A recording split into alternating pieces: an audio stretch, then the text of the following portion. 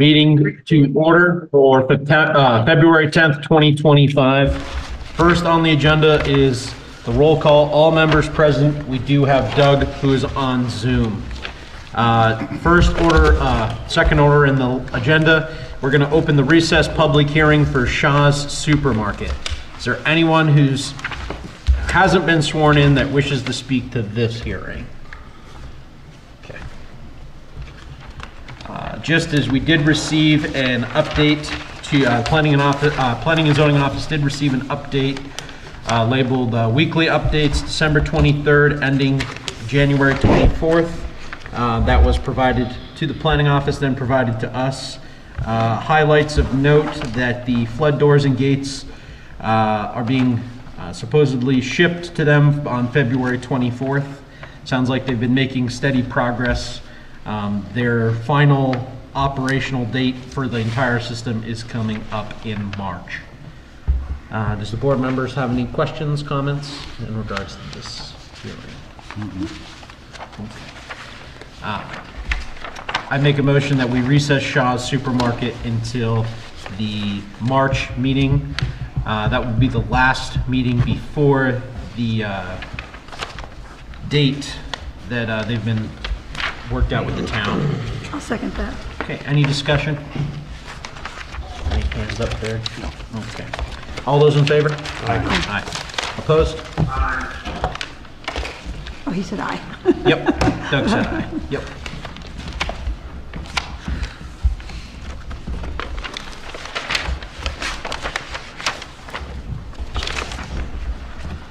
Next, we're going to open a recess public hearing for Richard Votto. Is there anyone who hasn't been sworn in that wishes to speak to this hearing that needs to be sworn in?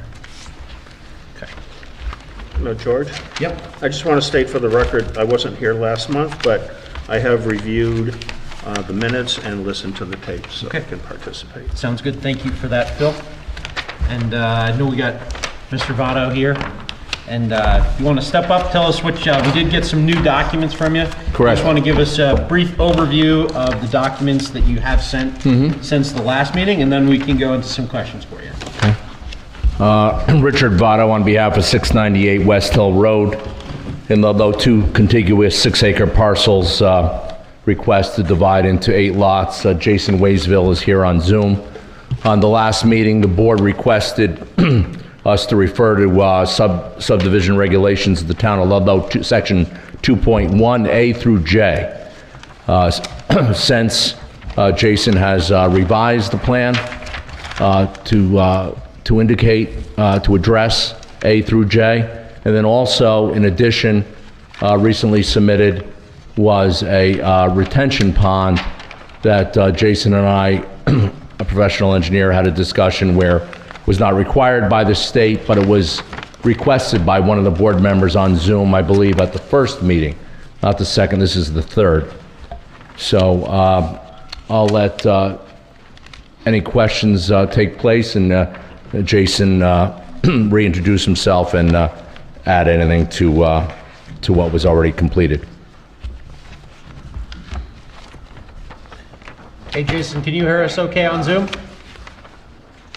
Yes, can you hear me? Yep, we can hear you loud and clear. Just want to give us an update of the maps that you did provide to the Planning and Zoning Office that were added to the record. Yep, I just want to apologize in advance. I have my 2-year-old with me, so if you hear screaming. No, that's okay. We understand that. Yeah, so I revised the map. Thank you. I revised the maps to address items A through J, like discussed. I also talked to Rich. We did a small stormwater retention pond. I put in the flow arrows. We don't typically do that for smaller projects. We would normally break that up for stormwater by zone, but we decided to put some flow arrows in, show some potential culvert crossings and directions of flow, and a typical detail for a small stormwater pond. Also, in discussions, it came up last time in my notes, I saw we had a question about a habitat block that was on the state A&R website. I've got a question out to A&R. I have not heard back about the habitat block because it is it incorporates a lot of development on Okemo, and it's got random outbreaks and random shapes to it. So I'm just trying to get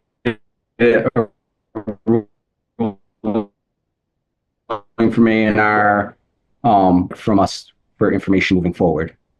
It certainly are plenty of parcels that have that same blockout that are developed. So I'm hoping that it means nothing, but I will get an answer for that. So based off the map you can pull up for the A&R, we'll start for where the wildlife patch is.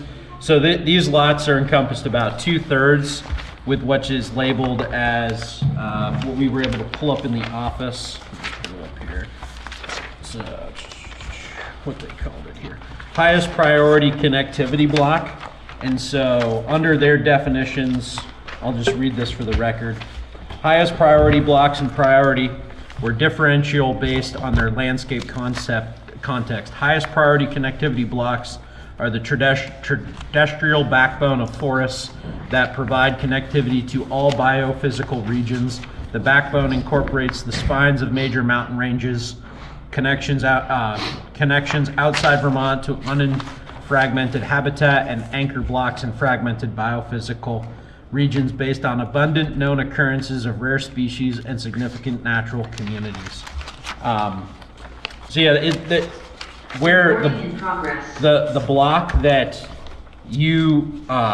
that covers this property is part of a larger block.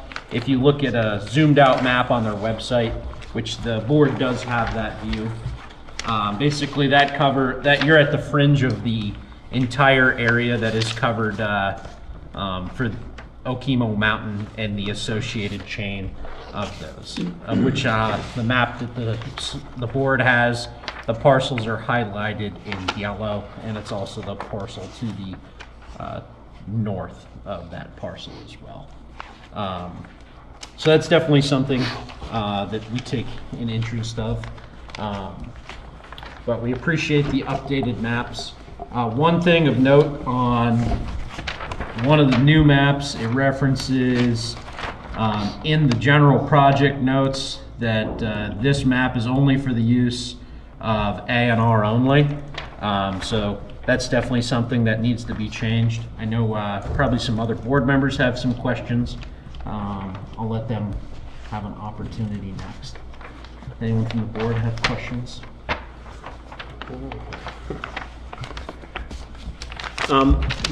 Looking at this new map, this one we just got tonight. Yep, so that's the one with the retention pond. So, Jason, can you talk about the retention pond, where it's at on the site, and how it operates, how water gets to it, how it retains, what's going on with it? Yeah, so it's located at the lowest point of the shared access. The intention is that all flow that comes off the property will go through the retention pond before it leaves the site, with the exception of maybe some yard flow. But on any stormwater flow that comes off driveway, roadway, for the most part, she'll be going through there. I reference is what we would typically use for just and filtration of off through the yard through at least 50 feet of grass off of a downspout, that type of thing. So those should be infiltrated. So that stormwater retention pond will basically be accepting any of the runoff from the driveways and shared access road.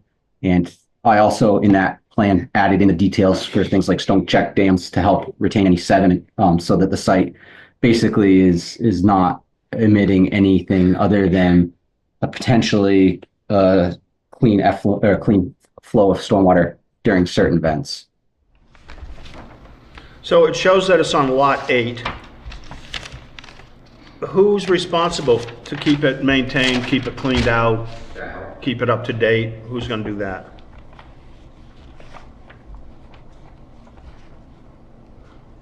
He froze.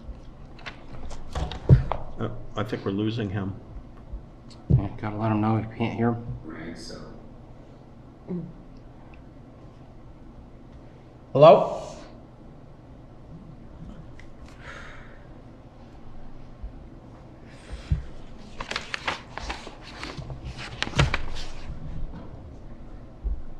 Do you have anything that He you're looks scared? fine. Can hear you. Now he's a There we little. go. Now he's a little. You could hear him, but We can't We hear can't. him. We couldn't hardly hear half of what he said in his explanation. Only pieces. Yeah. she's frozen too. So my laptop seems to be working fine. I've Okay. Would you Not blow a listening to fuse over there? Well, the internet is cutting out all night. Well, that's too bad. What was the last part of your explanation? wouldn't hear anything. Oh, heard, Where is he? heard you that time. No. It's their connection up there. Can you hear better? We heard you then.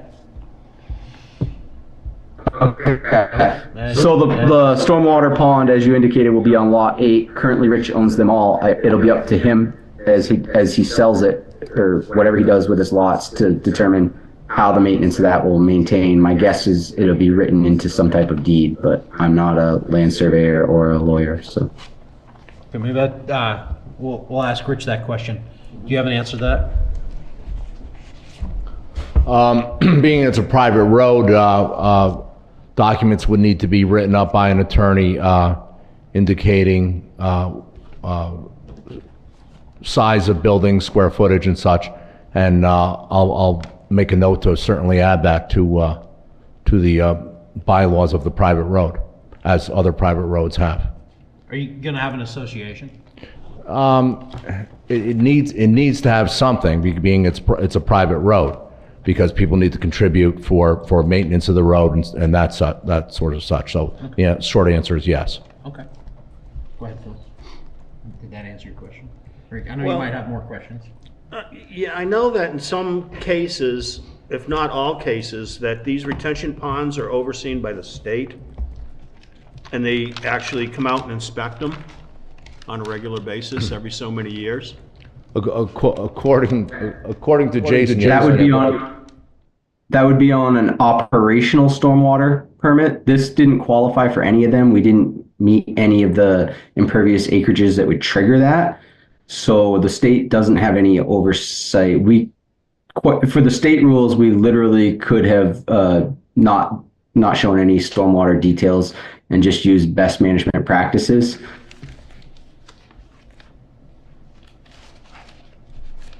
You froze again. He's froze up. Everybody's froze up. And Jared, you froze. Just have to stay in that position. I'm doing No, okay. you're I good. have the feeling that computer up there might be trying to do some updates. Oh. If I may You add, want to pause the updates and see if that helps. with that being said, with Jason having the state information, and certainly this level of retention pond is not in the Ludlow, the 2.1, why, I'm asking the board, why are you speaking of it? I understand the July flood. We had this discussion on the first meeting. We're concerned with the slope of the thing and with the engineer's rules and regulations adhering to everything. I ask why. Because they don't look at it cumulatively, and we do. So you have this project, and then a guy down the road has his project. There's 4 projects here, a couple projects there. There's a condo project here, a new thing over here, and so on. Everybody's looking at these little individual things with all their little state rules and say, well, I don't have to do this and I don't have to do that because I'm just this. I understand. So nobody's looking at this cumulatively. And so what happens is. Because you're doing what one. happened? Right, because you're doing one and she's doing one.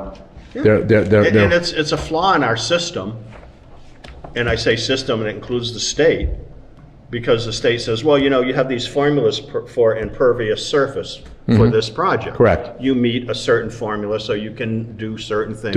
Not And do you it, right. Can't do certain things. The state says that, but they don't look at anything else. And somebody has to, because we seem to have a problem. It's called washing out Main Street. Well, you can and blow it off, but we're not. I understand.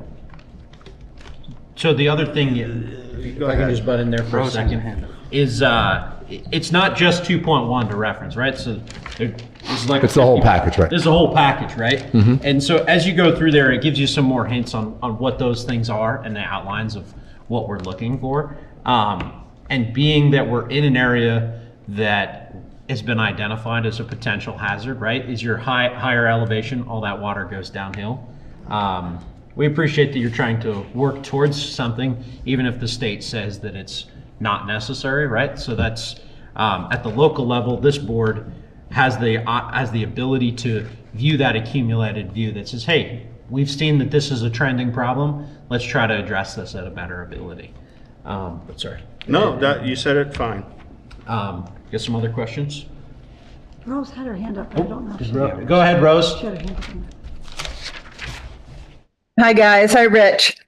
I don't really have a question. I have a statement that part of our subdivision regulations have a section 1.2 which is called the purpose for subdivision, and item number 4 is to promote safety from fire. Fire, flood, Yeah. and other danger. And other dangers, and to prevent overcrowding to the land and undue congestion of population. 1.2, number 4.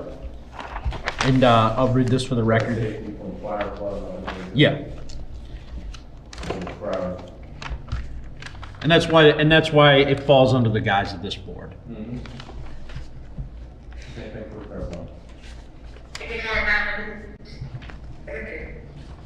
Go ahead again, Rose. Didn't hear that last bit. Can you guys hear me? Can hear you okay now. Oh, maybe not. Thank you, Zoom people. Okay, and the other one, you can hear me now? Yep. We're not getting your first part of what you just said. Where is it? It was the, basically to prevent the overcrowding of the land and undue congestion of population. And then there's number 8, which is to preserve natural areas and critical habitat. I believe the mountain would probably have in that area on West Hill. So And I that believe that, well, no, go ahead, we Rose. did not provide, Oh, sorry. Stop. We've lost you again.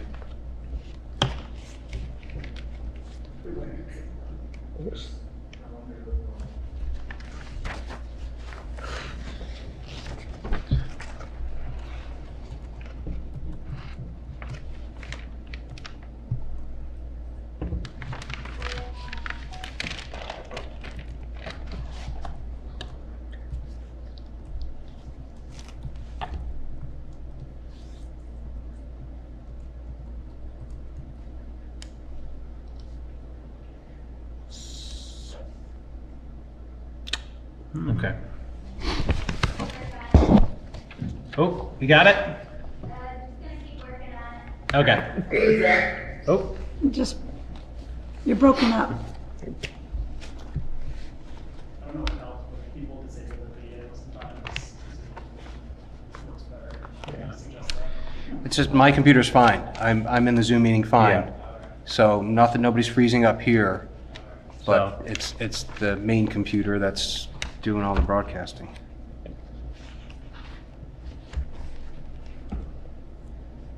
go ahead, Rose. Okay, Did you guys hear me about number 8? No, No, no. no. Okay. So I went through number 1.2, number 4, number 8. talks about the preserving natural areas and critical habitat. And I think, like I said earlier, the mountain, I'm sure, has a lot of critical habitat. The other thing was, I don't believe they provided for Article 2, G, H, I, and J. And those are things that the board would need also to make a decision, because it's part of the sketch plan review. Yep, so that would be, yeah, so under Article 2, Section 2.1, and you're referencing which ones? G, H, I, J? G-H-I-J. Okay.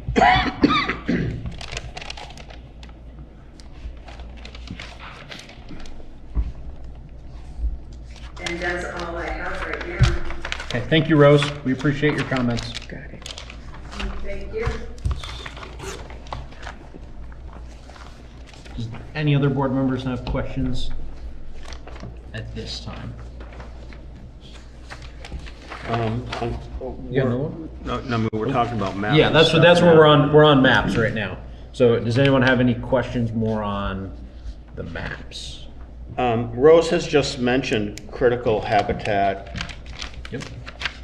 And we just got some stuff tonight. I haven't even looked at it. It's in this pile somewhere. Yep, so that's under the connectivity blocks. Yeah. So Can we touch on that? Yep. What's that So about? we briefly touched on it, but we'll go over it more in detail. So we printed off, excuse me, from the Planning and Zoning Office, basically some views that showed some different habitat layers that are designated by the state of Vermont. So it's currently identified as highest priority connectivity block, and it is also identified as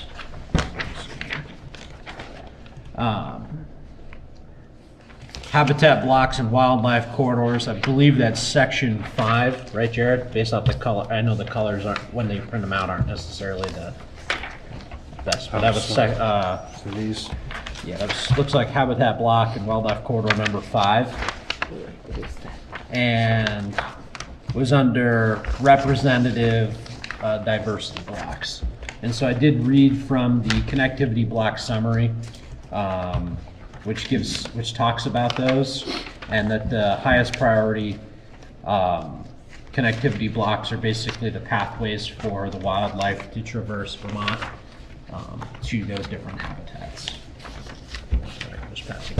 And this is, so how much of this lot is encumbered in this case? 2/3. 2/3. Yep, so that's this map with the pink. So this is the highest priority connectivity block. These are the 2 lots. This is the zoomed in feature. And then this is the total map where it shows these 2 lots are, and all this shaded area is all the greater. So it's not just gives you the context. Do they have this? This is what we printed off from the state website. Okay, so have you seen this yet? Okay, if you want me to, I can show you here, and you can go to their website and pull it up. So this is under highest priority connectivity block, right? So these are your 2 lots. This is all the pink, and then this goes to, this is the zoomed in feature, and then this shows all this pink throughout here. And these are this yellow lot, and yours is the next, is also the one that's right here next to it. That's, you can only highlight one lot at a time. Oh, I see. So all this pink area, so your lots are basically on the edge of that area. So what's Jason looking into? Jason, can you hear us? You're muted. I can hear you slightly. What was it that you were looking into that, and you were waiting for an answer on, let me go to the microphone. Jason, were you waiting for an answer from the habitat, something about the habitat? Correct, fishing game, yes. Okay. Reached out to the A&R's habitat specialist here in Smithfield office. The name is escaping me right now. Okay. When do you expect to hear back from them? I do, I don't know how long. Okay. Anyone have any other questions on the wildlife habitat? So so Jason, the A&R would kind of give you some guidance as to what they think about this area and how to address it, or what do you think? Typically they would. I haven't run the connectivity block in a long time, probably 15 years. Generally, it's like bear habitat and or deer wintering yards that we go through guidance on.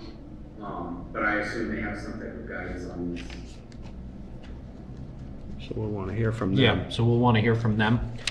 Because other projects in that area have had to deal with the bear corridor and some other big things in that area. Other things on the habitat. Okay, so wanted to just, being that we're on the maps and what those show, so just wanted to talk about some water issues that were brought up by interested parties. So just as a starting point of where we'd left off at last meeting in regards to the state rules, which is talked with the board's legal counsel, and he got a copy of guidance related to wastewater system and potable water supply rules effective September 29th, 07 with issued June 2nd, 2010, second revision. As some questions that were raised by the interested party. So on top of that, we'll touch base on that document. Have you read that document? No, I haven't. Okay. So this, so it's called the Guidance Related to Wastewater System and Potable Water Supplies. It was effective in 07, and there was another revision in 010. So basically it outlines, it talks about that you're required to notify the abutters if there's going to be an overshadow. The biggest thing here, that this is what they wrote, I'll read verbatim. Although the legislative has required notification to potential affected landowners and the legislature did not give the Agency of Natural Resources the authority to deny an application when there is an overshadowing. And another highlight from that I will read is, so this is under section, what are the rights of the affected landowners? And this will then go into the position that the town and the rules have of why Ludlow has certain rules. What are the rights of affected landowners? Number A, the statute does not create any rights other than notification. The notification process was established by the legislator to allow time for the applicant and the affected landowners to work together to try and minimize the possible impact of the isolation zones that extend onto the property not owned by the applicant. An applicant may proceed with the project following notification, obtained wastewater system and potable water supply permit, provided the rest of the project was approved under the rules, even if the overshadowing situation still exists. So with that is kind of a backbone of where I'm going to read from next. Is going to be under Article 7, definitions from the zoning and flood hazard regulations for the town of Ludlow. Define of well shield.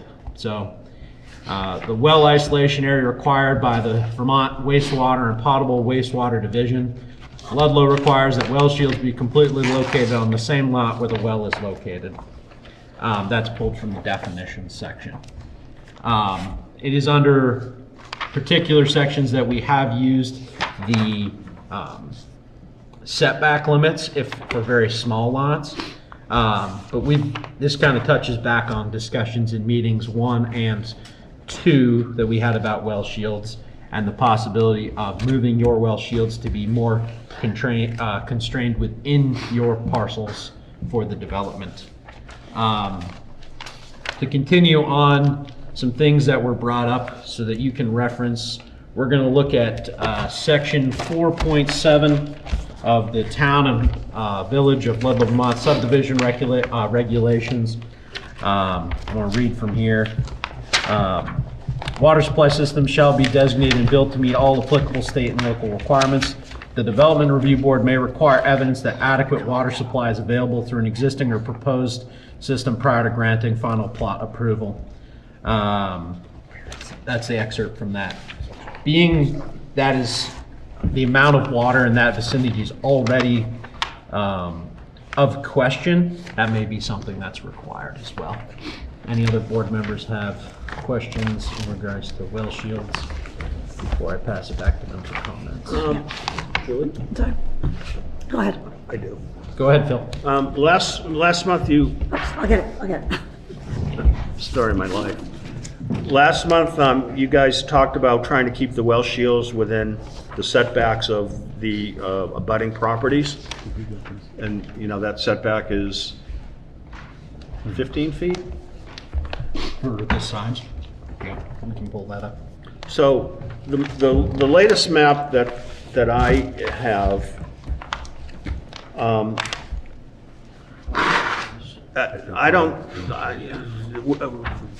was there any effort to change that? Did you guys address that at all? You know, the well shields? Yeah, I can speak to that. If I move the shields away from the developed parcels to the north, we'll call it to the north, then what happens is the shields end up sliding onto the undeveloped parcel to the south in order to keep the correct rules and spacing for the state water, wastewater.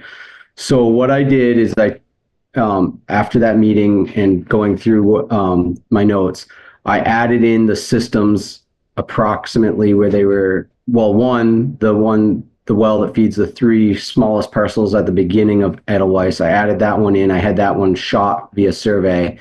And then the other ones were added in via the information provided at the last meeting, the other system stuff. And nothing is affecting one another per the water wastewater chapter 1 rules.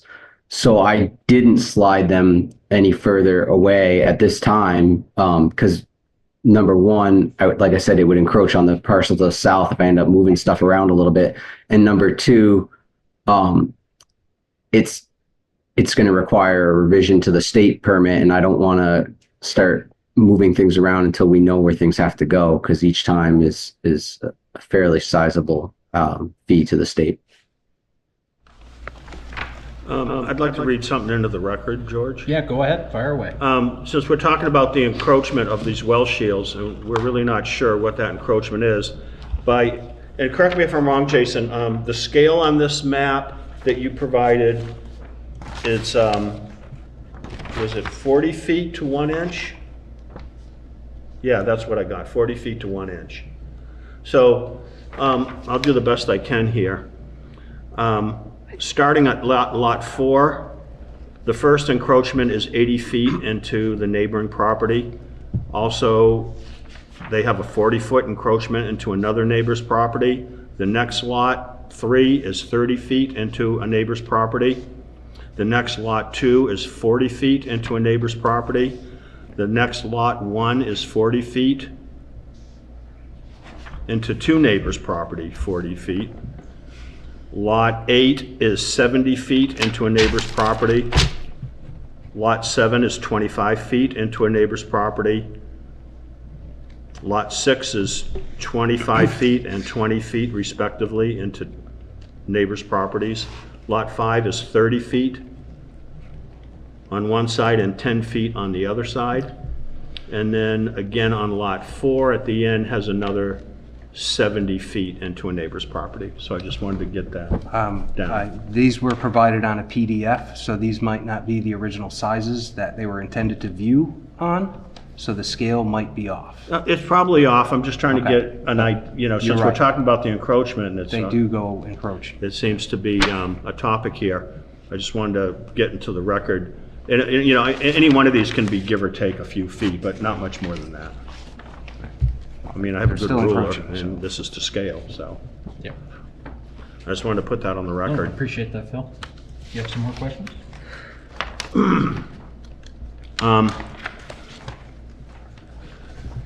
Yeah, so I just wanted to clear it with Rich that, so you're gonna have some, you know, obviously with a shared driveway, there's gotta be some type of cooperation between the homeowners to maintain it.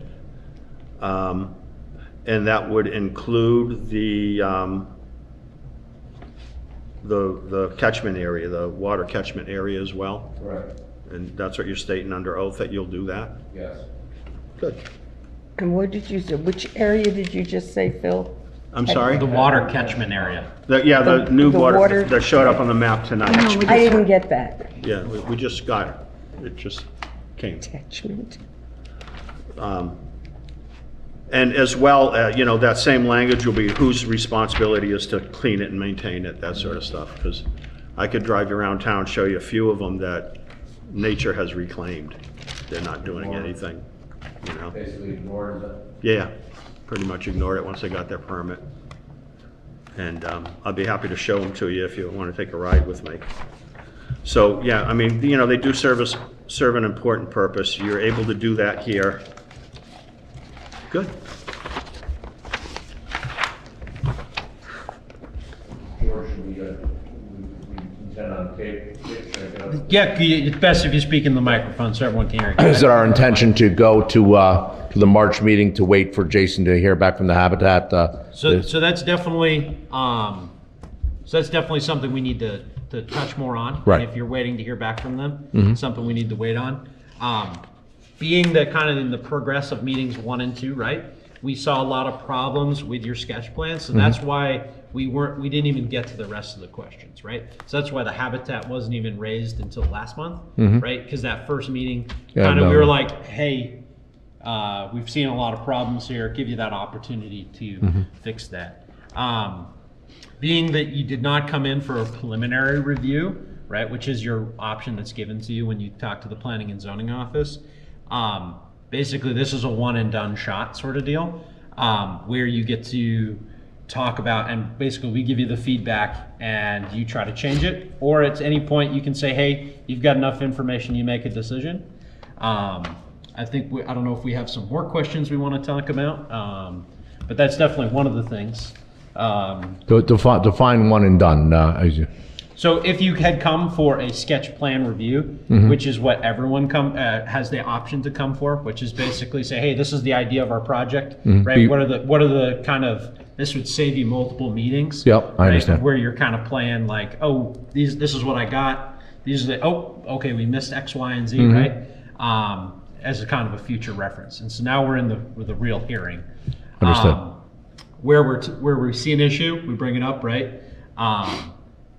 So that's kind of where we're at, and that's why now we're waiting. So instead of at that sketch plan phase, where you've got the option to, hey, okay, it's going to take me another 3 months to get that info, how long it takes to get. But now we're kind of, as it comes, those are the things that we're going to need to hear back before the end of the hearing, from our perspective. Some other things. So we got the well shields. I understand what the state allows and what they don't allow. But being that we have interested parties that have shown that that's already, the quantity of water is an issue. And we've got some lots that are whether the scale is exact on the PDF file that was provided to us. I mean, we're talking about some serious encroachment, and that's something that the board hasn't done in the previous, right? That's the stance that this board has taken, and it's expressed in the definitions. It's hard to put a lot of shields in this small of an area. So we'd like to at least see some effort to try to put those more within the maximum of the setbacks. And I just wanted to read something from this one, if I can steal that from you. So just from the January minutes, line 20, where we had asked to see if you could also put the abutting property owners' well shields on the overlap to make sure that they wouldn't interfere with your project as well. Jason, are you hearing this?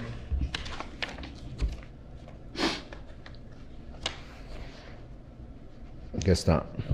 Oh, you did hear us. Okay. Okay. When you're still Thumbs there, up. George, Okay. can I just? Yeah, go ahead. No, just because we're in the same area. Yeah, no. On that same breath, on the thing, when I had asked the question about the water, Jason said that it would be up to the hydrogeologist. Do we have any more information from the hydrogeologist on the water issue also? So it is the purview of the board. I think that comes back to, let me just pull this up 1 second here.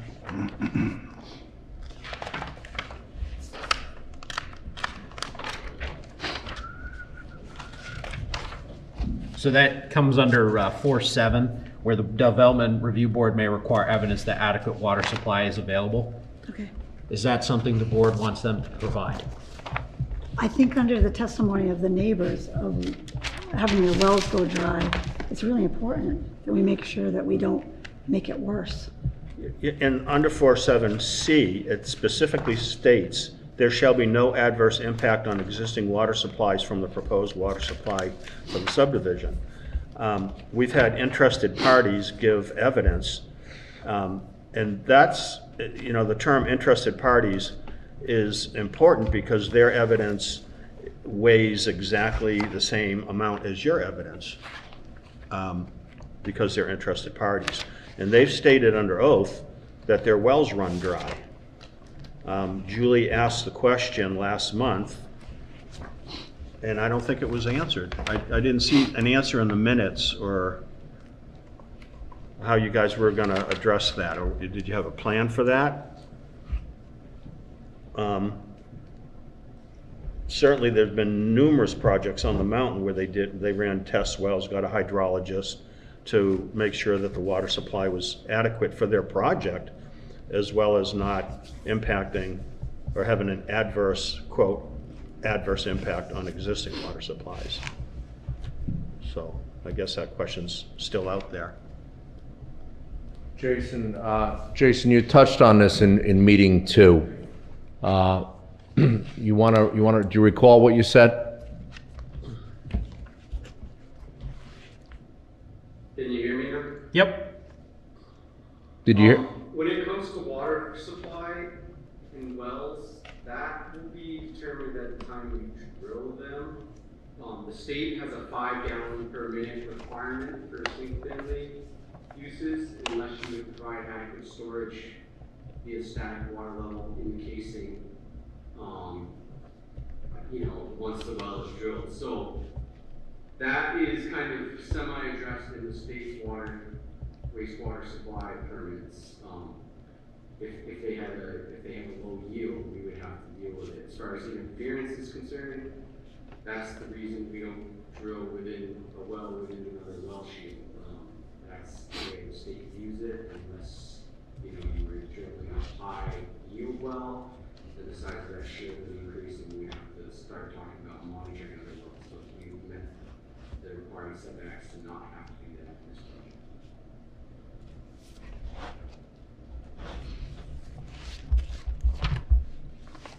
Going to follow up to that answer, Phil? Well, I think, right off, we need to know where the other well shields are. Okay, so we'll start with that. For starters. Start with that. It does say that he has them on file. It says that Jason Waysville said that he has the location of the wells on file. Yeah, so there is a well here. That's on, no, But the well shields. Well, I did have that well. It's on that plan that existed 3 or 4 weeks ago, 3 weeks ago. So we see the location of the well, but there doesn't seem to be the isolation shield for that well. Okay, so yeah, I'll show that shield. And It's outside of our shield, which is further, because it's upslope, our shields are larger. It's going to be 100 foot down from the surface, so. So your testimony is that their well shields don't encroach your property at all? No, their well shields will encroach onto Rich's, but his shields extend further because of the way the isolation shields work. They're 100 feet downslope and same elevation, and 200 feet in the uphill elevation. So since Rich's wells are downslope, then his shield encroaches further up than theirs would down. If that makes sense. So we understand the state rules. These are from our rules and what we're allowed to request. So that's where the board is with their purview. So the other members want to chime in on what their purviews might be for that. Doug, we haven't heard anything from you. You got an opinion? Not right now, thanks. Okay. What's everyone else think? Well, it seems like a lot of the answers are, we don't have to do this and we don't have to do that, but it clearly says there shall be no inverse impact. So how can we definitively, how do we know that? Without doing that. Without doing something. Okay. I also just think we have so much testimony from people that live there. Well, I mean, it's not that like it's- evidence weighs it's- equally. It's really huge to me, and the Yeah. Rothschilds are a big thing because people conform to them. What do you think, John? I agree. I don't see the, I know that he's saying the well shields don't encroach, but also we have an issue in front of us that the butters are saying there's an issue with Okay. the water, so we should find that out. We'll move forward that will require that evidence as well. Add that to your list. Other questions from the board? Yeah, I have a question. Sure, Just, go ahead. this one's for Jason. On your map here, Jason, there's and it's my ignorance, but what are these two areas here? One is on lot 5 and one is on lot 2. These little areas with all the little circles in them. Yeah, so that was per your 2.1 area over 15. I think it was 15%. You can correct me. Okay. What are they? Over 15%. So it's not listed in the, at least on the copy I have, it's not listed necessarily in the map legend. Slopes in excess of 15%. Okay. In the legend. Okay, those are the ones. So when you work on redrawing the maps, we request that you send a full-size paper copy to us. Yeah, so just so that we have ease of, since we got to try to blow them up from the computer. So in regards, if I can butt in on your question of No, regards slope. yeah. So back to subdivision regs, and we are going to be under, so you can reference that back 1 second. We're going to be under section 4.3, number 3, steep slopes, significant wildlife habitat, scenic features, and prominent knolls and ridge lines. So this is where it's going to also talk about the slope. So subdivision boundaries, lot layouts, and building envelopes shall be located and configured to avoid adverse impacts to slopes between 15% and 25% gradients, critical wildlife habitat, scenic features, prominent knolls, and so at least on lot 5, we do have your building envelope, which is outlined to pretty much about 3/4 of that building envelope is on that terrain. So didn't know if there was any capability to potentially avoid that terrain, as those are deemed kind of high-risk areas for potential erosion and such as that. So just something there as well to touch on, to try to stay away from those higher, steeper terrains. We can certainly move the building, the water and wastewater, work on the building envelope can be moved. Yeah, so that the biggest reason when it comes to your building envelopes and where they're located, right, is when it comes time for you to come into the regular office, say, hey, okay, we got, in the future, we've encountered that those steep terrains cause problems and those kind of roll downhill, as one might say, figuratively and literally.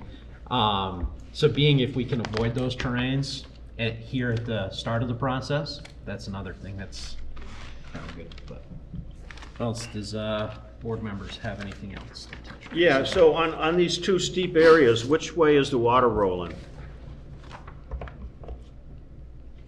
When it rains, is it going toward where the catchment pond is, or is it rolling in the other direction, or another? So those would be off the building roof as far as water that comes off it, and it would be the downspouts. So whichever corner of the building we put it at, you have the ability to somewhat divert the roof water. As far as which direction it's going in a south/easterly direction. Most of that property does, mainly easterly, but. So these two steep areas, that they're also heading toward the catchment pond? Is that what you're saying? The one to the north of the road absolutely is. The one at the top of the hammerhead to the southwest, that one currently, the roof water, it would depend on which side you come off with the gutter system, but potentially it could go past that to the south, or potentially you could send it off the northern side and try and get it back down to the shared driveway. You know, in your formula for, to satisfy impervious surface and the stormwater plans and so on, you have here 8 roofs. Are these houses going to have garages, sheds, additional roofs? Or did you base it just off these 8 proposed houses? We based it, when we do the initial calculations, we base it off of a 30 by 36 area. We don't necessarily know the sizes of the houses at that time. So you didn't account for garages or accessory buildings? Correct, it's just the building envelope, the building was shown on the original submission to this. Okay, thank you. So, just to touch base on that, when it comes to your sections where you can build, right? So you've laid out, I don't want to say exactly where the houses are with the setbacks and everything, but those building envelopes that we see, those are what you're stuck with unless you want to come back and amend in the future once you have a permit. So just as it sits right now, you've got pretty well fixed positions, which currently would account for no additional building other than the houses. So just something that in the redraw, yeah, see what you guys, if you want to adjust or not adjust. Anything else from the board members? Not at the moment. Hey Doug, do you have any questions? Well, I was just curious, if the neighbor's wells run dry, why wouldn't his wells run dry?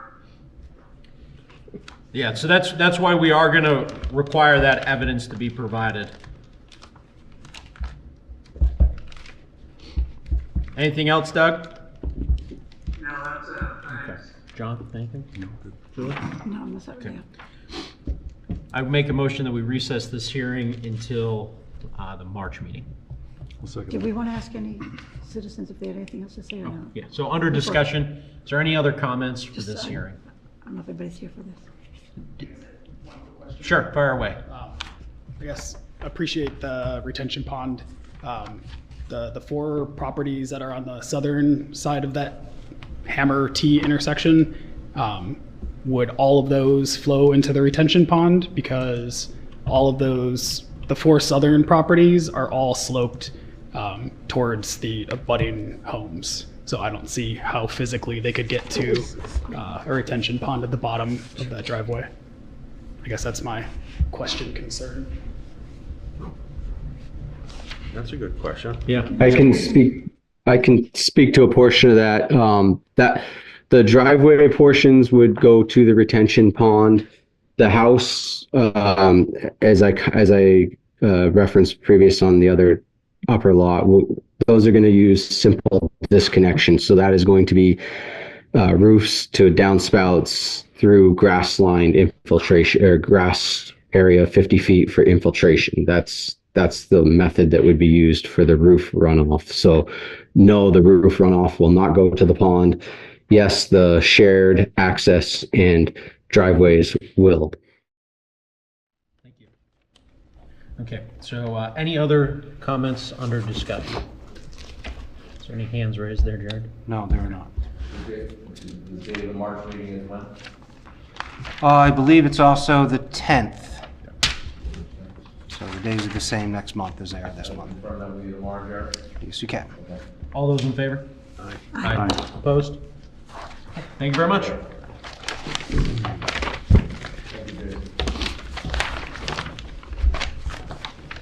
The 3 young ladies that are back there, can I have your names, please? Excuse me? Seidel?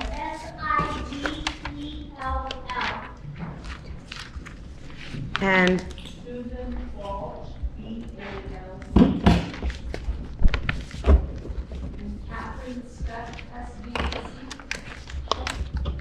Catherine, is that with a K or a C?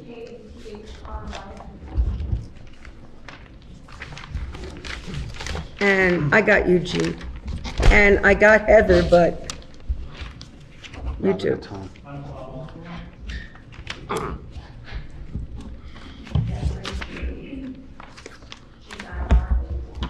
G-I-R.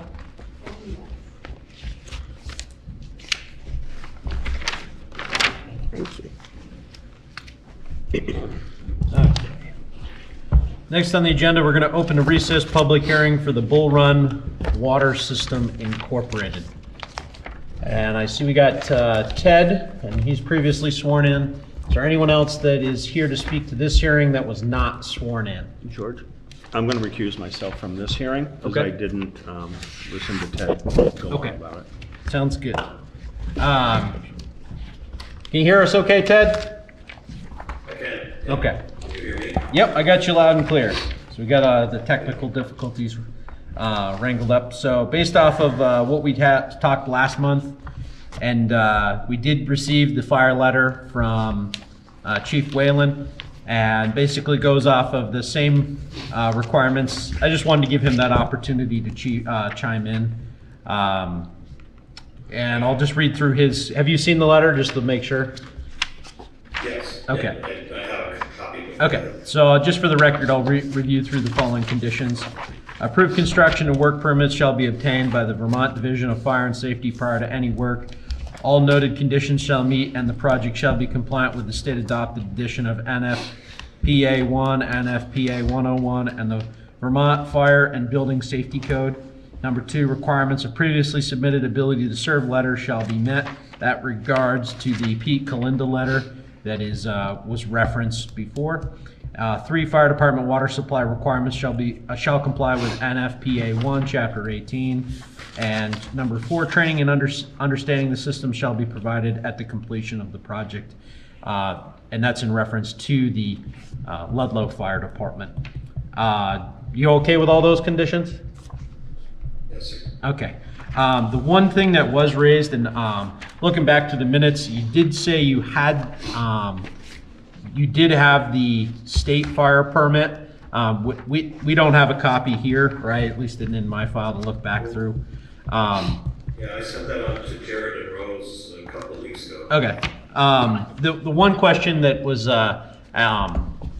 when we reached out to Ben to make sure that he had gotten your ask letter per our request was that we kind of briefly talked about the amount of water that was going to be available during the project when the current tank was empty and until the new tank was operational. And I remember you'd said how much you thought you were going to have on hand, but that wasn't in the minutes from the last meeting. And I didn't know if the state fire marshal had regarded how many gallons they thought you needed to have on hand as coverage while you built your new tank. We don't have any comment from the fire marshal's office regarding that volume. And I think I said at the last hearing that it'd be 10,000 gallons too. I think we're gonna have two 5,000 gallon water storage tank or trucks. Okay. Trailers, tank trailers. And no, go ahead. Sorry, I didn't mean to interrupt you. Okay. No, that's it. Okay. And the only request that you is that was kind of Ben's thing, is he said leave it up to the state to decide how much water you need on hand, and that if you can also just let him know when you've emptied out your tank, so that he's aware of the reduced capacity for that protection area. Yeah, so we'll certainly let Chief Whalen know that when we start work on that tank, so that he knows. They'll probably have us bag those hydrants that are on the system. And during that time, we do have access to the Okemos snowmaking system if we needed it. And there is a fire pond down in front of building, I think it's building C, that Okemo put a hydrant on years ago as part of the settlement with Kettlebrook and Okemo Mountain Lodge. back at the time that the Bull Run water system was set up. Okay, that sounds good. Does the board members have any other questions in regards to this hearing? Any questions, Doug? I don't have any. Okay. John? No. Julie? I'm all set. Okay. I make a motion that we close this hearing? I'll second that. Okay. Discussion? Any hands, Jared? No hands.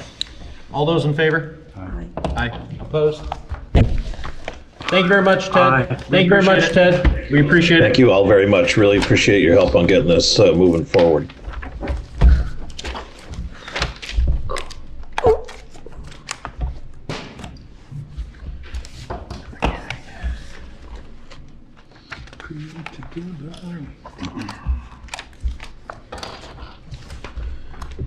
Next, we're going to open a new public hearing for Create Together, Inc. Go ahead, Jared. This is application number 128-98-PUD, amendment number 69. The applicant is Create Together, Inc. The property owner is Fletcher Farm Foundation. The application is to convert the upper-level dining hall in the Meadowview building to include flexible classroom space for fiber arts, which is weaving, quilting, sewing, etc., as well as painting and other mixed media. This project is in the Town Residential Commercial 1 District. Hearing date is today, February 10th, 2025, 6 p.m. Public postings were at the Town Clerk's Office, Town Hall Bulletin Boards, Post Office, and Town website on January 16th, 2025. In the newspaper of record, the Vermont Journal, on January 22nd, 2025. And the abutting property owners were notified on January 16th, 2025. Thank you, Jared. So, do we have someone or people who are here to speak to this hearing this evening? Yes, I am here to speak to it, Susan Okay. Balch, and Jean Strong is here representing the Fletcher Farm Foundation, property owners. So I do have to just swear you, anyone who's here to speak to this hearing, if you can just raise your hand so I know who you are, and I'll swear you in. Do you solemnly swear that the evidence you shall give relative to the matter now under consideration shall be the whole truth and nothing but the truth under the pains and penalties of perjury? I do. I do. Okay. But you tell us about your project. Well, he explained it pretty well. It's the Meadowview building, and it was previously used as the upper level as a dining hall and a kitchen. That was back in 1994, I think, that conditional use was approved. And so we are looking to do the whole building at some point, but right now that we are talking about the upper level and changing it into classroom space and several disciplines. And the kitchen will remain intact, and possibly future we might do some classes, cooking classes or something like that out of the kitchen as well. So that's remaining intact. And I think one thing we did not maybe specifically address was the capacity, and that would not change according to the last permit and the wastewater permit. There was some question there, but we actually expect lower capacity. So we are asking for approval for 60 people at the most. What's the current capacity? I believe I saw different numbers in different places, so it's somewhere around 70, I believe. Okay. I did see some different numbers in a couple different places, but that is lower than what's been approved for previously. Well, we appreciate the overview of the project. So did you get a copy of all your to serve letters from the different department heads? Yes. Okay, so just to kind of run through, so this is, since they're on the record. So starting out with the Ludlow Fire Department. George, can I interrupt? Oh, sorry, go ahead. Sorry, I don't interrupt, but from the Division of Fire Safety, they have occupants at 78. So. 78. Yeah. Yep. So that's Thank the you. number. Yep. Thanks, Bill, for seeing that. So basically, under number 1, approved construction and work permits shall be obtained by the Vermont Division of Fire and Safety prior to any work. All noted conditions shall be met, and project building and occupancy shall be compliant with the stated adopted edition of NFPA 1, NFPA 101, Vermont Fire and Building Code. Number 2, all applicable fire alarm and sprinkler systems shall be maintained and have current TQP inspection without any violations prior to occupancy being granted. So that one is in particular consideration to the Vermont State report that said that that you did have an up-to-date annual inspection. Yes. Okay, so that will have to be rectified if it hasn't already been rectified. It has been. Okay. Yes. Cool, that's good. Did they come back and inspect that, or? Yes. Okay. If you can just have a copy of that sent to the Planning and Zoning Office. Okay. That would be great. So number 3, under the Chief Whalen's letter, occupancy shall be granted by the Vermont Division of Fire and Safety prior to the building being occupied. So we did touch on that we're at 78. And number 4 of his, a knockbox shall be provided with a key set providing full building access to the fire department. Are you okay with those 4 conditions? Yes, I am. Okay. The Knox box is on order. Okay, cool. So under the police letter, they have no requirements. And then under the ambulance, all buildings on the property need to be numbered in according to E911 standards with the numbers visible on the outside of each building. Driveway shall remain clear and large enough for an emergency vehicle to access the building. If the buildings are going to have a key code or lock, they request to be given the combination, hence the knockbox, same idea. Yes. Yeah. Go ahead. There is we had some discussion about the 911 numbers on the buildings. Okay. And I think we need some verification as to, because of the campus, all the buildings have the same number from what I understand, or there's maybe 2 numbers. 2. And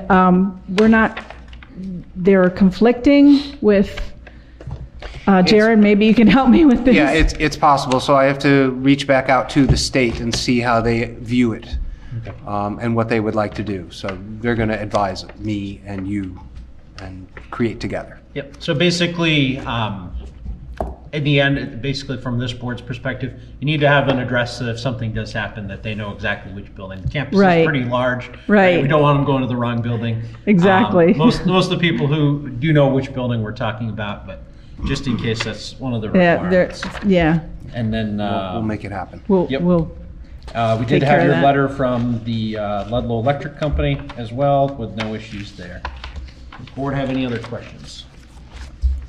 Susan, can you just go talk about parking and, do you have any plan to keep the upper part where you enter and exit the building clear, so as George said, the ambulance or emergency Yes. vehicles can So get in? it'll always be plowed in the winter, and in the summertime, that you go around the building to come into the upper level.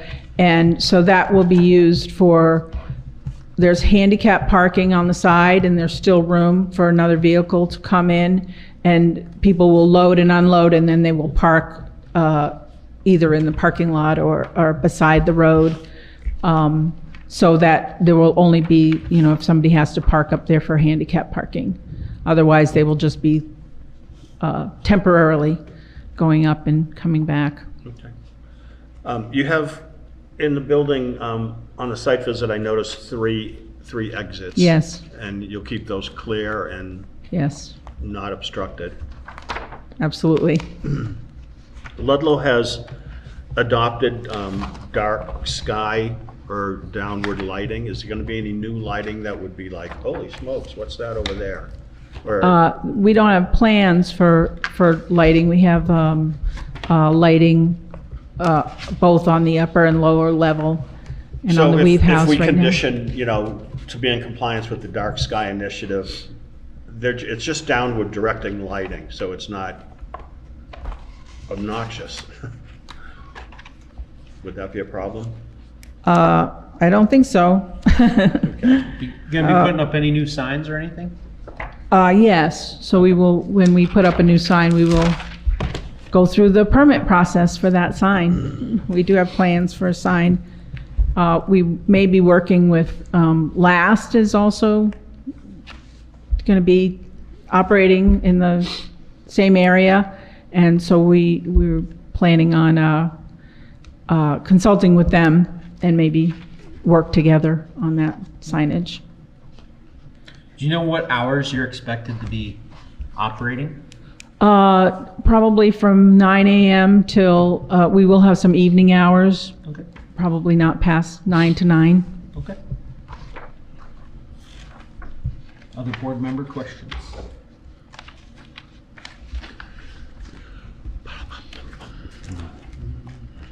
You said the dining room was gonna be for 60 now? It won't be used as a dining hall anymore. It will be used as classroom space, and the maximum capacity will be 60. I doubt we'll very often have that many people there at once, but maybe for an event here and there. Because I had a question that takes care of it. On page 5 of the packet we received, it says the septic was approved for 72 in the dining room. Mm-hmm. And then the fire marshal's letters that the occupancy was 78. And on page 21 of the wastewater, it says the existing dining hall with 80 seats. I understand that, yes. So we were asking for approval for 60 people. Yeah. So well below below all those standards. Yeah, the septic and all that.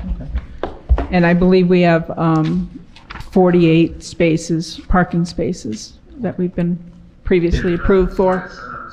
Yeah, there was quite a lot on your drawing, there was quite a lot of overflow parking. There is. Yeah.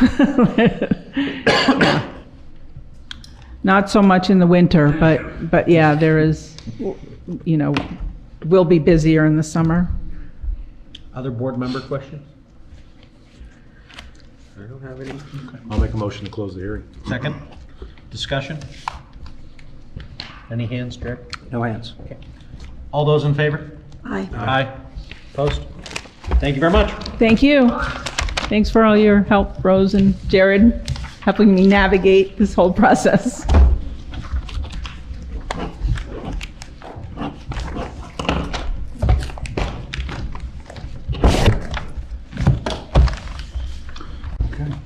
Next, we're going to open a new public hearing for Magris Tilk. Go ahead, Jared.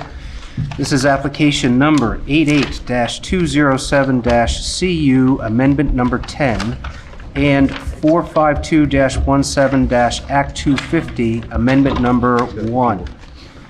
The applicant and property owner is Magris Talc USA, Inc. The application is to replace 2 silos in kind, plus the construction of a stair tower for access to the tops of the silos. This project is in the industrial district. Hearing date is today, February 10th, 2025, 6 p.m. Public postings were at Town Clerk's office, Town Hall bulletin boards, post office, and town website on January 16th, 2025, and the newspaper of record, the Vermont Journal, on January 22nd, 2025, and the abutting property owners were notified on January 16th, 2025. George. Thanks, Jared. So I know we've got a few people here to speak tonight. For those who wish to speak to this hearing and this hearing alone, I'll swear you in. If you just want to raise your right hand so I know, make sure that the right people are all sworn in. Do you solemnly swear that the evidence you shall give relative to the matter now under consideration shall be the whole truth and nothing but the truth under pains and penalties of perjury? I do. I do. Okay. So you got a computer, so we can get you the, if you want to show on the Zoom sheet, what's the best Wi-Fi, Jared? I am on TOL Auditorium. Okay. Although Rebecca might be on something else, I don't know. Yeah, but we'll get you hooked up on the Zoom, and if that will help. I also did see you did bring some big prints as well, so. Okay. Yeah. Sounds good. We'll probably need those as well, our copy. Yeah, we got the PDFs. We didn't get giant prints. We didn't get large size prints. Do you need the Zoom meeting information? Do you need the information ID for the Zoom meeting to get on? Yeah. Sweet. Thank you, John. Sure.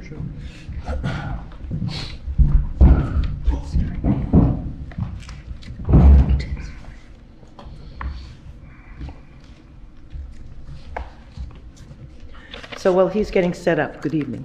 Good My evening. name is- Do you want us to tell us about your project? I'm going to let Tom do Okay, sounds good. No, we got plenty of time. Good. We're welcome to wait, but we're glad to have you here. And we Yeah. appreciate you entertaining us on the site visit today. Absolutely. So We're glad thank to have very you there. much. Always makes it a little easier for us to have a visual than Absolutely, sometimes yes, I to agree. looking at the documents. And it's nice to see the board again. We haven't been in for a while. So. Good evening, everybody. Some people may think we're the big bad wolf, but we're not that bad. No. Just.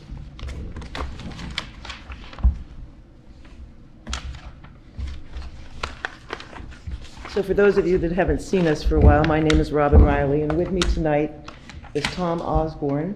Tom is the project manager for the silo replacement and stairs, and Desiree Giroux is our site manager. So we've had some changes around.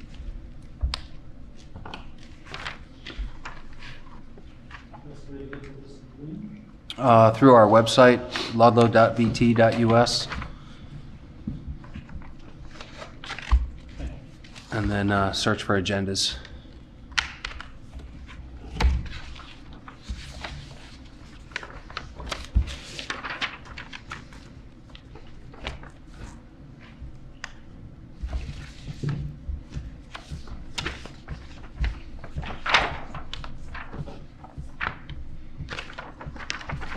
Robin, I was trying to think of what the name was before it was Imerus. It was Imerus Talc, yes. We've had a few names. Wasn't it Luzenac first? Yes. That's what it was. And before that, it was Windsor Minerals. And before that, it was Green Mountain Talc. Yeah. I don't know that one. Yeah. Goes back. Still Mensa Brothers and Grand Union. Do you want to stand up here with this, Tom? Because I don't need to stand here. I know, yeah, he was That's a all night right. watchman. Let's go there. I'm stealing other people's writing instruments.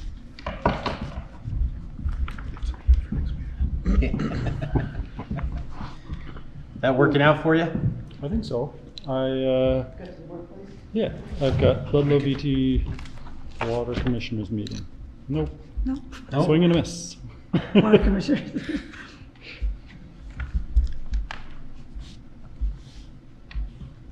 I clicked the wrong one.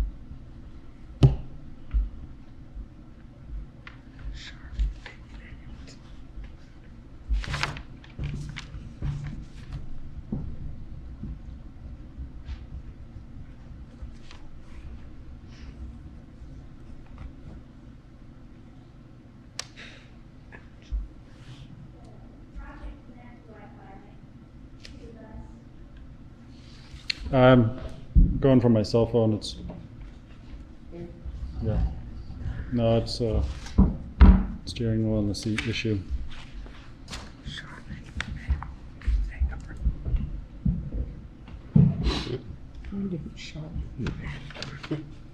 She's my assistant, Rose's assistant. Oh, that's right.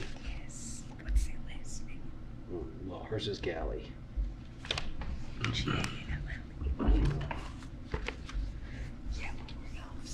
Yeah.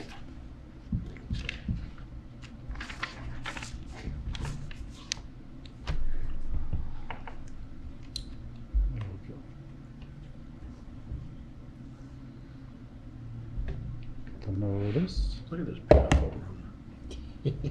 That is really nice. Yeah, I think It is. Are you on the agendas page from our, on our website? I'm on page- And then probably halfway down the list is DRB When they had a agenda. half court. Yeah. And she had to go back and forth. I think I got it. We'll find out in a minute. So she's will born find out. 1930. And this is the only place they play ball. See how many times I Wow. can launch it. It's just a classic town hall room. Mm-hmm. When I ran for selectman, Right. my platform was to get There this you are. building There we go. renovated. I'm here. It was a disaster. That was a good one. And, Goodwill. Yeah, it came to fruition. It happened. You may want to leave your audio muted, mic and speaker. Yeah, thank you. And do we need to make him something to share his screen? That's Rebecca's department. Yeah, there you go. Okay, that should let you pull up what you want. Sure. Find the right thing.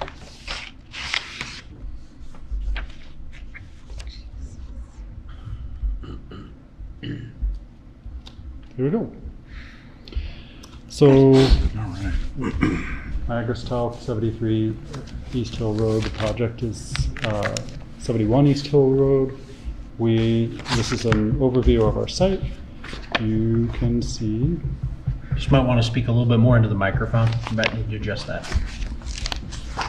Is this a little bit better? Yeah, thank you. Thank you. So, this is our site. This is the area where we are looking to work. The silos in question that we hope to replace are here and here. They're silos 1805 and 1806. From this angle, we are looking to put a stair tower that comes up a little bit higher than these silos here and is roughly flush with this large silo. Next slide. These are CAD files of the projected work. These are the two silos we look to replace. This is the structure. I tried to get the same view as that aerial shot from before. There's a new catwalk that goes to these two adjoining silos. And this over here in the corner, the stuff I guess in blue, I'm colorblind, so we'll have to take your word for it, is the new silos and then the new catwalk structure and stair tower. This is a view from above. This is existing. This silo and this silo are to be replaced. This is a slightly different angle, but the view is roughly the same. These are the new silos, and this is the new structure. This is an existing catwalk, and these are the existing silos we look to replace. And then, oh, sorry. The future catwalk will go roughly from here, level out across the top of this roof, and then the structure will go up the side of this silo. Again, CAD rendering of the new stair tower and its catwalks, and then roughly the same view of how it is currently. This is an overview to the left. New structure, new silos. I say new silos, we're replacing silos that are already existing. And then this is a view of the shipping building at 71 East Hill Road. From the road, you can see here what will be visible, what will likely be visible from the road is the platform as it goes across from an existing catwalk, and then depending on the angle, you might be able to see the top of the platform or the handrail around the top from the road.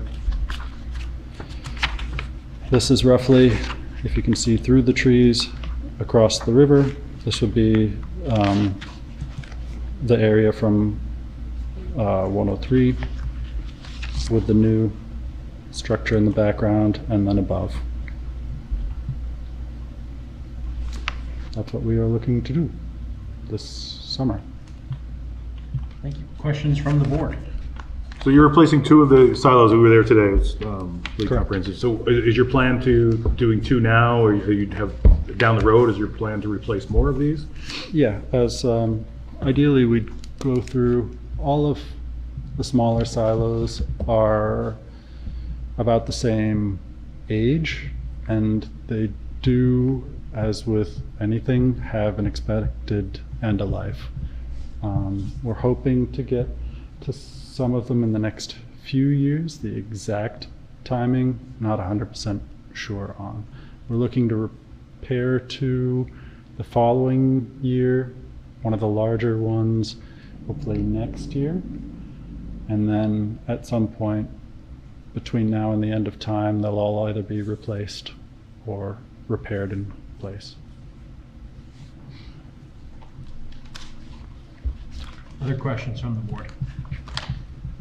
So the catwalks along the top, what's the, you had mentioned that nobody goes into the silos. Correct. What's the purpose of the catwalks on the tops? The purpose is there are dust collectors on top of the silos that act as bin vents. We pneumatically convey powder into the silos. The dust collector keeps the powder in the silo and allows the air out.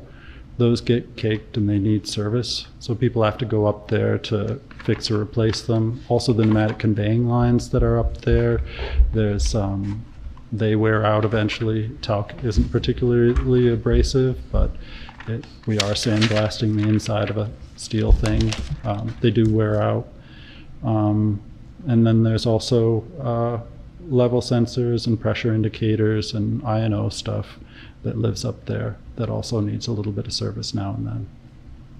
Would the proposed catwalks be safer than the existing ones? Yes, in my opinion, absolutely. Okay. Will there be a change to the noise that's being outputted or for the public to hear? The systems are going to be the same, just revamped, essentially. There will be the same systems that feed will still be in place. And then lighting for this, the new catwalk, the new stairs, is there going to be lighting that's going to be? Yep, there will be some dark sky floodlights. I think they're 9, from memory, they're 9 watt, 10 of them. There's a few similar to the catwalk that we were on today. Those are, I think they're similar lumen out, but they're low lights on the flat structure that goes out to the stair tower, and then there are just some low service lights up the stair tower. Generally, we have everybody with a headlamp, so it's just general illumination. It's not necessarily work lighting. Tom, just for the record, are the new silos larger, smaller, or the same size as the existing ones? They're within, I think, an inch or two proposed height. Pretty much the same size. Yeah, they're Okay. pretty much the same size. So, let's run through some your to-serve letters. Did you get a copy of all those? Yep, there was one in today that I'm not 100% familiar with. Fire department. So we did have a clarification from Ben Whalen, and being that's the big one, we can touch base on that one first. So let's look at his first letter that was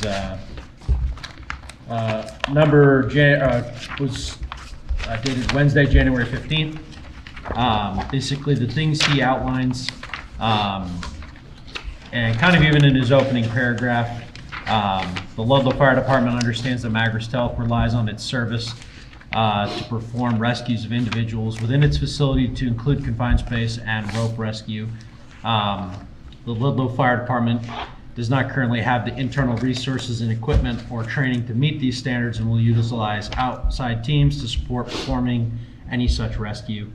Ludlow Fire Department shall continue working towards being operationally capable of completing these types of rescues, and requires the following in order to serve this project. Number 1, approved construction and work permits shall be obtained by Vermont Division of Fire and Safety prior to any work. All noted conditions shall be met, and the project shall be compliant with state adopted edition of NFPA 1, NFPA 101, and the Vermont Fire and Building Safety Code. 2, davit arms to be located on the top of each silo with rated attachment points for hoisting and lowering of equipment and personnel. 3, no less than 4 rated anchor points shall be installed on top of each silo. And 4, a financial contribution shall be made to the Town and Village of Ludlow Enterprise Fund for the purchase of technical rescue equipment and training to support future rescues at your facility. 5, continued access for entire facility for training and planning. So it was, because he kind of had left a little bit about Ludlow's department's capabilities and a open-ended on number 4, he did provide a clarification. I'll read that for the record, which was dated Monday, February 10th. After meeting with you and your staff and further internal discussion, I'm providing an updated letter to provide more detailed requirements on the needs of Ludlow Fire Department to support your project and operations of your facility.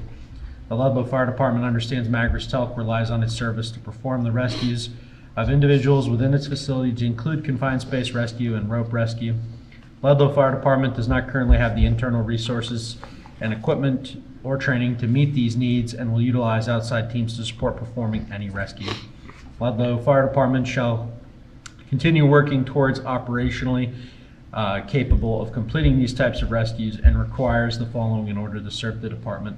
So number 1 was the same as letter 1, and number 2 were the same. Let's see here. Well, there was a clarification. Yes. Yep. So that I'll read number 2 then. So davit arms be located on the top of each silo with rated attachment points for hoisting and lowering of equipment and persons. The arms may be substituted with other approved devices.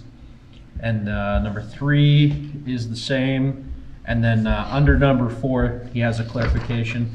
Supply the Ludlow Fire Department with technical rescue equipment to include no less than 1 CMC Vortex tripod kit, 5 Class 3 rescue harnesses, 1 rescue litter, 1 Sedco harness, 1 confined space blower exhaust, confined space breathing air equipment, and associated technical rescue equipment to support a rescue at your facility. The exact equipment shall be specified by the Ludlow Fire Department, and the total cost shall not exceed $30,000.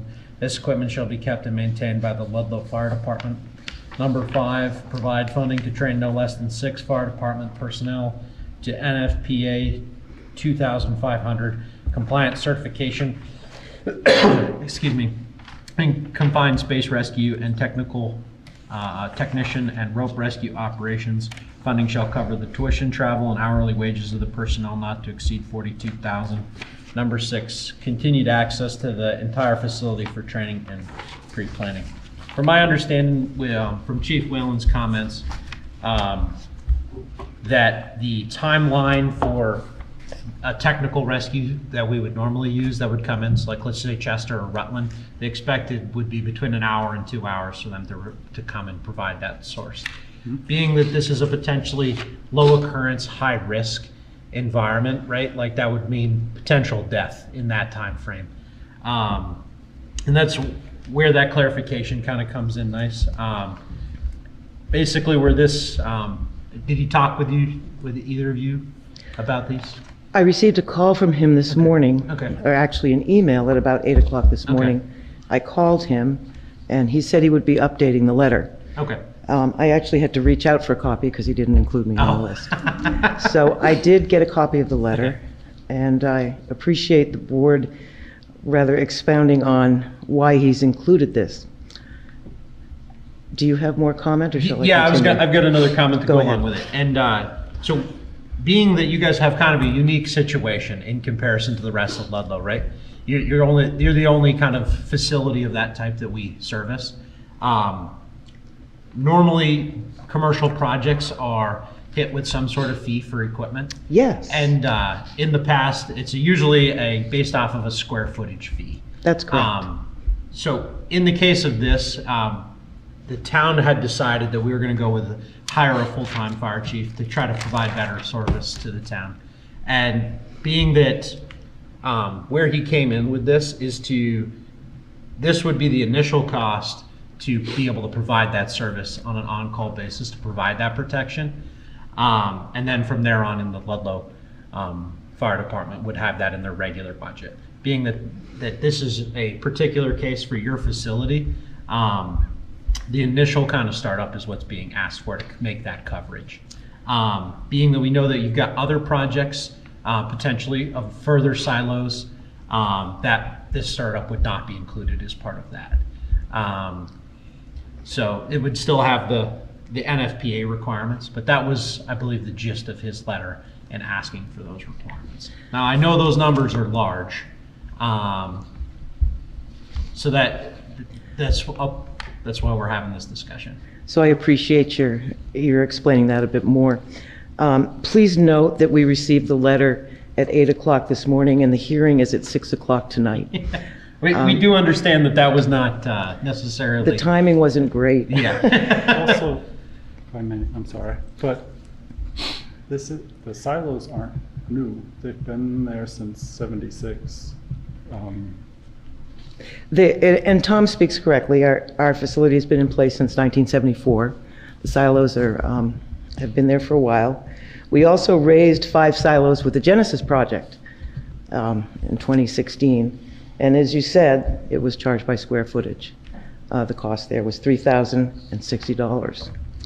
So the request is really outside of anything that we've seen before.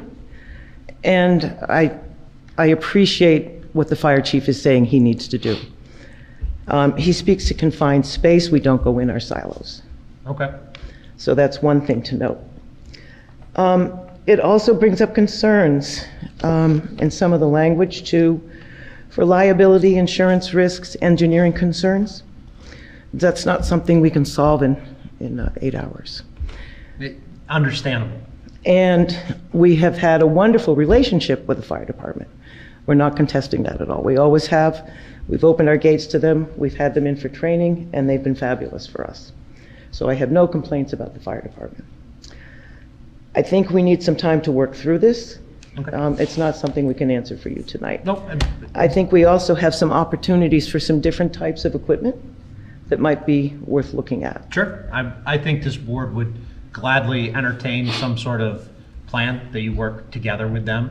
Yep. I think it was brought forth that there was open ends in the letter that he originally provided, and I think that's why he was, based off what he wrote here, says after meeting with you, the team at Magris Telk, and your staff, and the further internal discussion that he had, I think he found, from the perspective of reading his letter, that there's at least some sort of safety issue that when there was in 74, you said? So on the Yes. first side, that since 74, there's a open gap in what the Ludlow Fire Department can do for, and correct.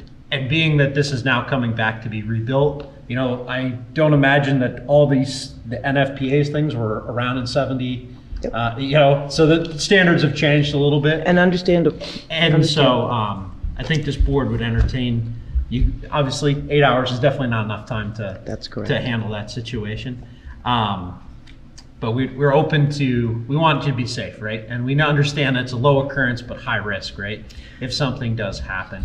And there are some more concerns we have with that as well. Yeah. But perhaps this is not the place to discuss them. Sure. Yeah. Right. I think that the goal of this board is to have that you have a safe program, right? And we can let you have that discussion outside of the board meeting. Absolutely. But being that I knew that was a new addition to the letter, Yeah. I figure we'll tackle that one first, and get that one Thank out you. of the way. So looking at the other letters we have was, so we got the ambulance letter, and they request a walkthrough of the new addition and any hazards that may be present during an emergency response. Absolutely. And I know that you guys work the same with them as you have with the fire department in the past, and the police had no problems as well. Good. But out of all the packet that I saw, I don't know if the other board members had questions. That was kind of the biggest, was the fire letter addition. Agreed. Does any other board members have other questions in regards? Anything we can answer for you on the project itself? Okay. Do you think you'll be able to have a plan in place with the fire department by next month? We hope so. Okay. What's your probably what would be your expected timeline of construction? Is this a 1-year project, 2-year project footprint? To put it in perspective, we've asked Act 250 for 8 months. Okay. And that's supply line issues. So, It's the world we live in, right? Right, exactly. Okay. So definitely less than a year. Okay, sounds good. I make a motion that we recess this hearing till the March. I'll second. Okay, discussion? Is there any hands up, Jared? No hands. Okay. Have anything else you wish to say tonight? Good. All those in favor? Aye. Aye. Opposed? Thank you very much for Very good, coming. thank you. Thank you for your time. Robin, good seeing you again. Yeah, I'm still around.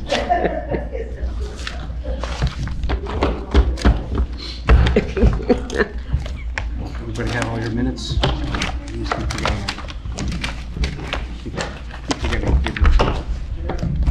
Yes, sir. I would love those. That would be great. Okay, next one we've got is we've got some minutes to talk about. Nope, that's minutes. It's another. We're not to other business yet. Other business is last. Oh, okay. Yeah, so we'll do minutes first. Far out, man. Let's start with December 9th. Alicia, I just will want to say thank you very much for typing those up from the recording. Thank you. The problem that I had was that I could hear Phil on the video, but I couldn't hear Rose. Okay. There, she was on Zoom, if I remember. Yeah, correctly. she was. Okay. I Did anyone see any corrections that need to be made? I do. Okay. For the first public hearing, or the second one, Nicholas Alamastiano. Yeah. Yep. Number 8. Okay. Second to last sentence, however, there is not parking, and it also needs. See that one there? Oh, yeah. Is that no parking? However, there is no parking there. On the drawing, there's no parking shown on the drawing.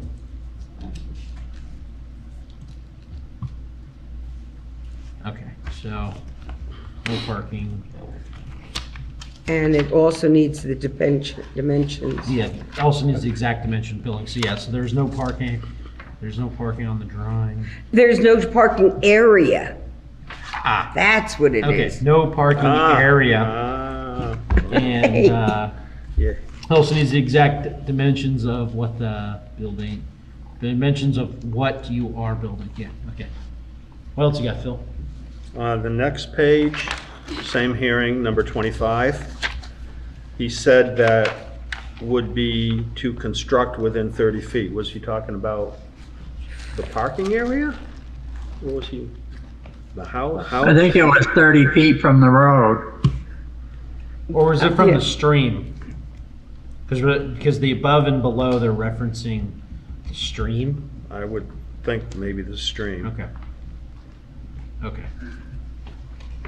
Stream it is. Number 35, Rose Goings, the sentence just kind of ends, putting in. Yeah, that was, I couldn't tell what was going on, so it's in red on mine. Okay. Got it.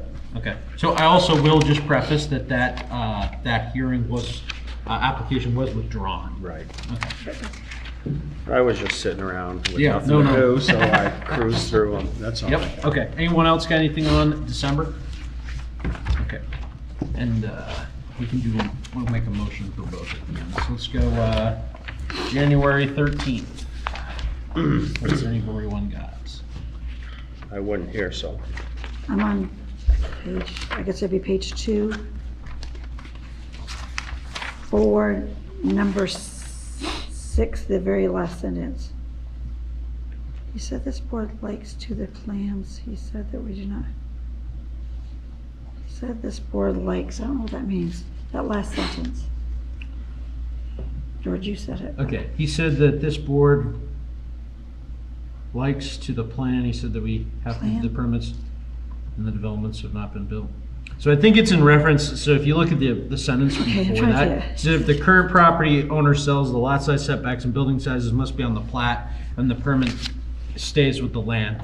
He said that this board likes to the plan. Likes to, I would say like to see this on the plans. Okay, like to see this on plans. Yeah. I just wondered where that's. It's on the plans. He said that we do have permits in the development.